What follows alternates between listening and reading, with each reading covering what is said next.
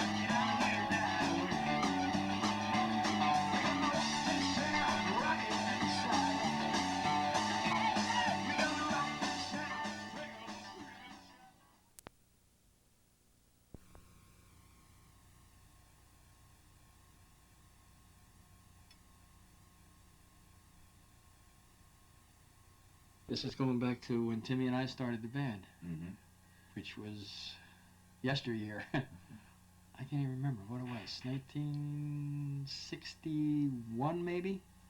61, 62, somewhere around there. I met him in school, and he was a year behind me. And I was playing guitar at the time, rhythm guitar, and of course, you know, the Elvis thing was big and this and that. So he came up to my house one day. I heard that he played guitar, and he did a couple of licks. He did the licks for Richie Valens' Donna. I said, this guy's great. I loved Elvis. I was like 13, saw Elvis, and that's why I played, because I liked him. Then I started playing guitar with a friend of mine. I grew up with my boyhood friend, and we started playing. And then we heard about this group that was playing in Dover, which was nearby, which was Bobby Brown and the Curios. So I think that the reason that I even started playing for a living was seeing Tommy Holder and Bobby Brown and the Curios. The reason for me playing the guitar was from seeing Elvis, and for doing it for a living was seeing Bobby, because we used to go out to the Salem Club and watch Bobby Brown. He was there 7 nights a week, and then we gradually got the group together. Johnny lived in Morristown. You know, he went to a different school, but so it was me and Johnny, and eventually it was and then Gene, Bobby, and then gradually after like a year or so, whatever, we started playing. I graduated high school. I was working full-time as an inventory manager at a plant in Wayne, New Jersey, and heard about this band that was looking for a drummer. And they were playing at a place called the Triple Lake Ranch, which was a dude ranch. I got in touch with Gene Allen, who was the leader of the group at the time, and set up an audition. I had never done an audition in my life. I think I was barely 19, 20 years old, and I was scared. And we went up this place, and I walked in, and it was like a small ballroom. I mean, it had tables. It was a nightclub. And the tables had a stage. I never worked on a stage before in my life. This was big time for me. Went up and did the audition. Didn't think I had the job. When the audition was over, they took me aside and said, okay, if you're willing to play, we'll play here once a week. And we'll hire you. We'll do it. And that, at the time, was the beginning of the original Argos and Good Times. And then there's 3 guys from New York come in. There was a trio, and they're looking for a lead singer. And the owner says, well, hey, I know a guy that's done a phenomenal job for me up here. He's got a band called the Ambassadors, but he's losing them to Uncle Sam. Why don't you hook up with him? They gave me a call, and God, I'll never forget that day. I went there on a train with this woman I was involved with, this gal. I was in love with her, and she had a child who she claimed was I sired, and I wasn't sure, and that's another whole involved story. But we got up there, and they ended up auditioning for me as opposed to me for them. But I had a pretty hot reputation, and we just got to know each other and sat around and had a few dozen drinks and had a lot of fun and talked and chatted. And they said, well, yeah, you know, with your reputation and all, I told them my repertoire and the amount of time I'd been in the business, and I'd made several records by that time. And they were interested in that because they hadn't recorded. And so we shot back to Newburgh, New York.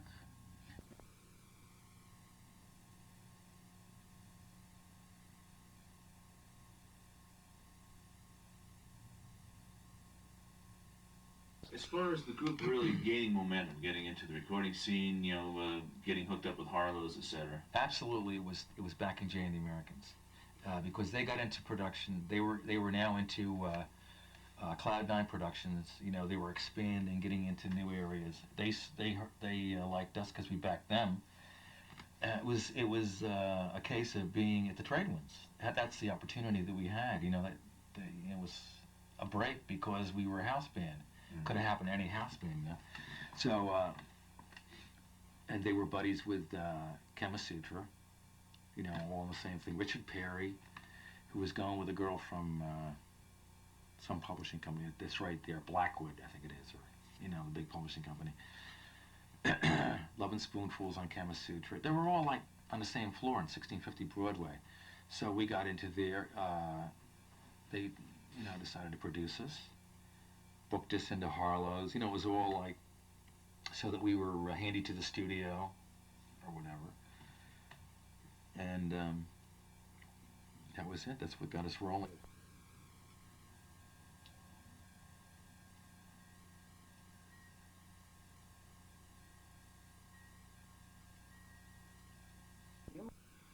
We played at Harlow's, and of course, you remember the blackout. We had to have our first press party with all the notables there, and of course, then all of a sudden the city was black, and I remember I was at Tim in the middle of Manhattan, and there was just no lights anywhere, and the actor was the actor. Anthony Perkins was out directing traffic at one intersection. That was a crazy thing.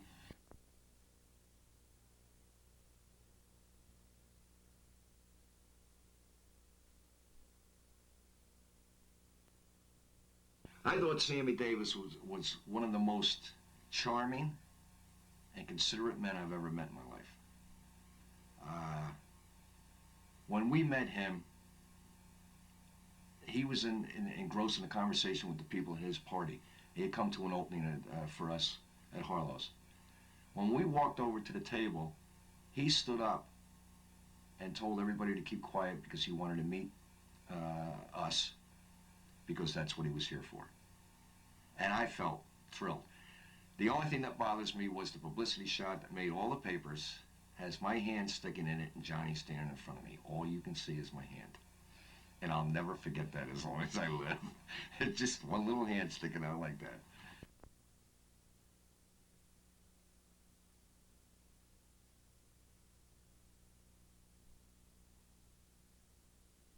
This big picture was starting to be painted on the wall to me. You know, we're meeting these people tonight. These people are in the club tonight. This person, wow, Sammy Davis Jr. Man, now we're really getting up here, right?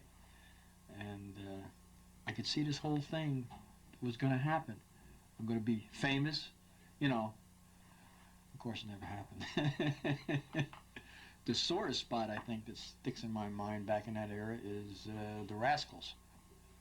Back, you know, and from what I have kind of gathered information through the years about them stealing our Good Lovin' song, you know, and I think there's some dirty pool played here, but, you know, young kids and big-time producers, that they're only looking out for a buck.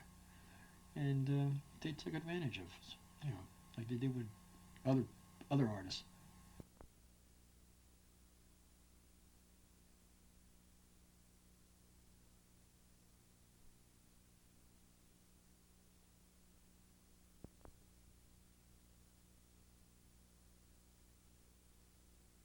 promotion, to be seen. The Caper was one of the biggest girly magazines around at the time, and so to model men's pajamas in a girly magazine was it was a national magazine. Not necessarily that it was a girly magazine, but it was a very hot rag at the time, if you want to call it that. And we did that for nothing. I mean, we went out to this a vacant house or something, just had photographers shoot us. We had a lot of publicity shots. We did that whole thing, and that was just to promote us.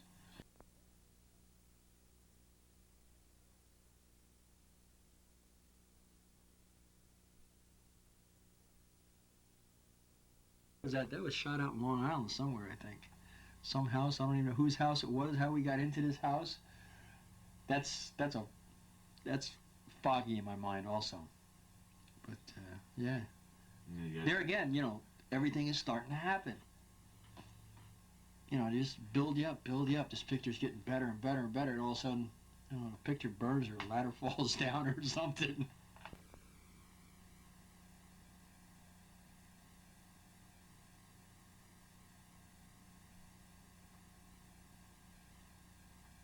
We were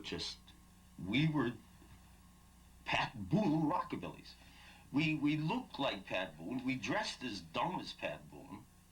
Orange corduroy pants and Italian tablecloth shirts. I can't believe we designed these things, and we were proud of these shirts. It's the ugliest things I ever saw in my life, trying to come up with a good time image.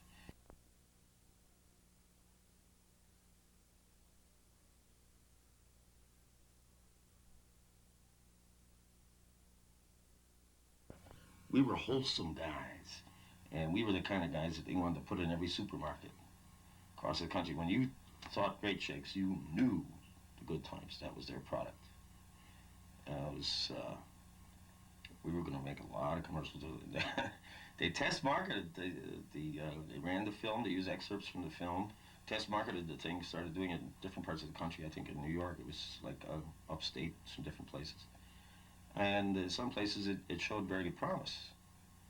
And then all of a sudden, they dumped the product. But I remember in the Great Shakes thing, how the guy came in the club, and he had he had something to do with the Great Shakes account, and we never really knew why the thing never panned out. It just was dropped. And the guy said, oh yeah, everybody bought the Great Shakes. The idea of milkshake and an instant milkshake was great. But everybody tried it, and it was bad. So they dropped the whole account. But that's another thing. We would have had it, would have been a good deal if we had gotten it. A funny thing about it was my father had tried this product when he knew that we were involved with it.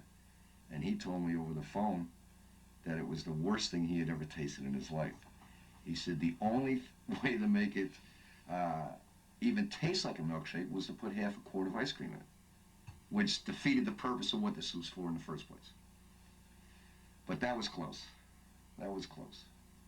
Yeah, they're going to make us another monkey group or something. Yeah, out of this whole thing. Yeah, they did. We did, what do they call that thing? The screen test. I don't know whatever happened to that. Yeah, they kind of cleaned our clock on that one, too.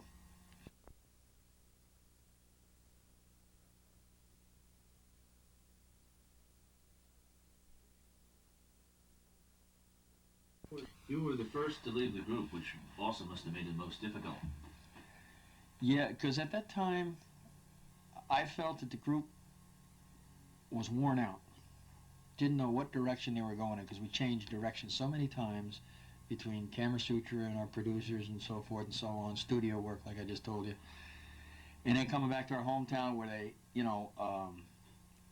they expected the old good times. And we started changing. I remember the peanut shells on the floor, and we were playing that banjo-type 20s music started. I says, this is crazy. I says, besides, I'm getting older. I says, how much longer am I going to keep